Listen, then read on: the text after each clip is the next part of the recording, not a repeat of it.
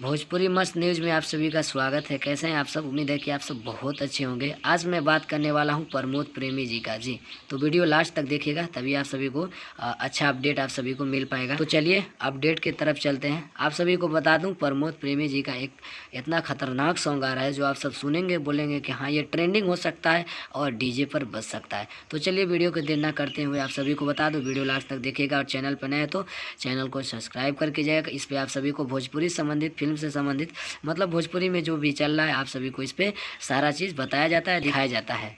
तो दोस्तों आप सभी को बता दूं, प्रमोद प्रेमी जी का एक बहुत ही बेहतरीन सॉन्ग आ रहा है, चिरैया के चोच। जी हाँ, चिरैया के चोच आप सभी को बहुत जल्द वेब म्यूजिक पर देखने को मिल जाएगा। तब तक के लिए आप लोग वेटिंग करते रहिए, टीजर के देखिए और ज़्यादा से ज़्यादा प्यार दुलार आशीर्वाद बरसाते रहिए। चिरैया के चोच जो गाए हैं प्रमोद प्रेमी, बहुत बेहतरीन सॉन्ग है दोस्तों। आप सब सुनेंगे तो ऐसा लगेगा कि हाँ, ये ऑर्केस्ट्रा सॉन्ग है। तो बस चैनल पर नए हैं तो चैनल को सब्सक्राइब करें। आप देख रहे थे भोजपुरी मस्त न्यूज़, मैं आर्यन अजूबा।